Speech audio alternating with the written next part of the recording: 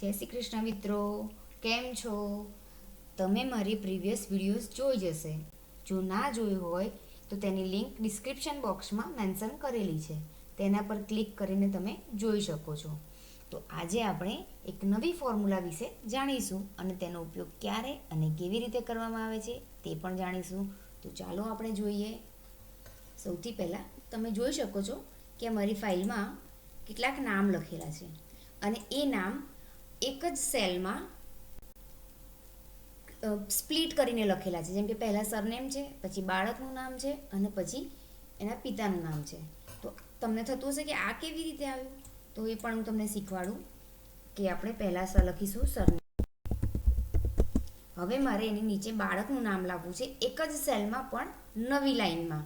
તો એનો શોર્ટકટ છે અલ્ટર એન્ટર.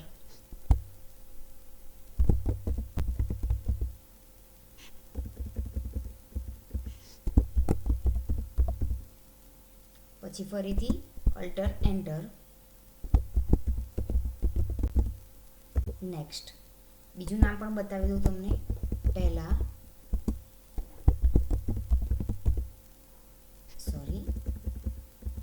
અલ્ટર એન્ટર, ફરીથી અલ્ટર એન્ટર. તો આ તમે જોયું કે એક જ સેલમાં નવી લાઈનમાં કેવી રીતે ટાઈપ કરી શકાય છે એ તમે જોયું. અલ્ટર એન્ટર, તમે જે લાઈન પૂરી થાય પછી જે લાઈનને નીચે લઈ જવી હોય તો અલ્ટર અને એન્ટર ટાઈપ કર્યા પછી તે કરી શકો છો. પણ હવે આ રીતનો જે ડેટા છે એને મારે સળંગ લાઈનમાં લેવું છે. તો એની ફોર્મ્યુલા છે ઇક્વલ ટુ ક્લીન બ્રેકેટ, અને જે સેલને તમારે સળંગ બનાવવો છે એટલે કે એક જ લાઈનમાં લેવું છે એ સેલને સિલેક્ટ કરીને બ્રેકેટ કમ્પ્લીટ કરીશું. એન્ટર.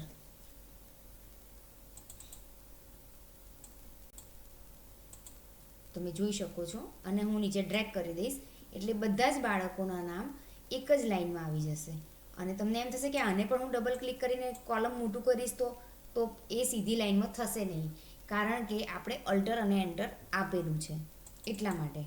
પણ તમારે એ લાઈનને એ જ નામને સીધી લાઈનમાં લખવું હોય, કોઈ એડ્રેસ છે, એડ્રેસ તમારું એક લીટીમાં લખવું હોય તો એના માટે પણ યુઝફુલ છે. આવી રીતે કોઈ નામ લખવું હોય, બીજો કોઈ એવો ડેટા હોય કે જેને તમારે એક જ સેલમાં અલગ લાઈનમાં લખવું છે તો અલ્ટર એન્ટરના ઉપયોગથી કરી શકો છો. અને પાછું એને જો એક લાઈનમાં જોઈતું હોય તો ઇક્વલ ટુ ક્લીનની ફોર્મ્યુલાથી તે કરી શકો છો.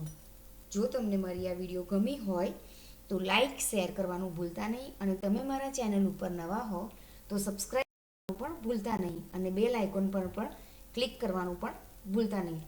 આ વિડીયો રિલેટેડ તમને કોઈ પણ ડાઉટ્સ હોય તો તે તમે મને પૂછી શકો છો અને તે મને કમેન્ટમાં જણાવી શકો છો. જો તમને મારી આ વિડીયો રિલેટેડ બીજા કોઈ પણ ક્વેશ્ચન હોય, નવી કોઈ શીખવી હોય ફોર્મ્યુલા, તમે તમારા પ્રશ્ન દ્વારા પણ મને પૂછી શકો છો કે મારે આવો ડેટા કરવો હોય તો શું કરી શકાય. તો તમે ચોક્કસથી મને પ્રશ્ન કરી શકો છો. Thank you.